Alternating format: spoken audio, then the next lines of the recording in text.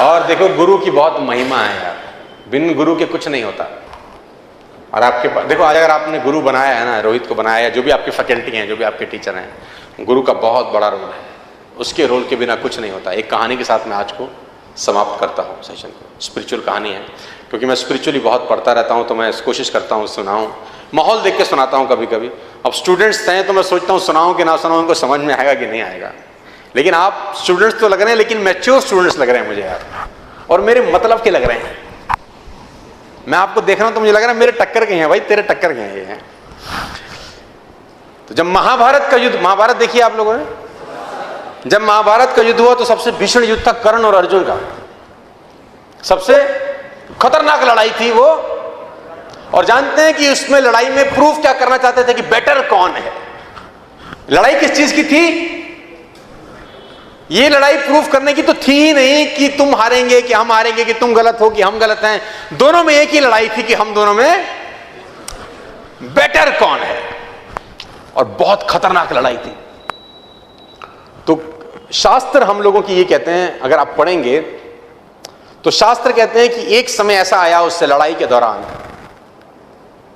कि जो कर्ण थे उन्होंने जब तीर चलाया, जिसको बोलते हैं एरो, और वो तीर जब अर्जुन के पहिए में जाके लगा, तो शास्त्र ये बोलते हैं कि अर्जुन का जो रथ था, जिसपे भगवान कृष्ण खुद विराजमान थे, उनका रथ 3 कदम पीछे खिसक गया। इतनी शक्ति के साथ उसने बाण मारा। कितना फीट पीछे गया? 3 फीट। अब बारी अर्जुन की थी, उसको उसका आंसर।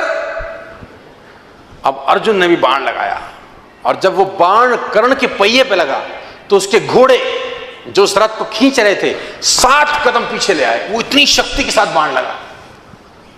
तो अर्जुन बहुत खुश हुआ। अर्जुन ने बोला भगवान को, हैंस प्रूव्ड, हैंस प्रूव्ड कि कौन शक्तिशाली है। कि जब उसने चलाया तो 3 स्टेप्स, अब जब मैंने चलाया तो। कभी कभी कुछ स्टूडेंट्स के नंबर अच्छे आ जाते हैं तो ईगो भी आ जाती है। कभी कभी देखो, नंबर अच्छे लाना और लाते रहना में अलग अलग बातें हैं। लाना और लाते रहना दोनों अलग अलग बातें हैं। तो यहां पर गुरु का रोल शुरू होता है।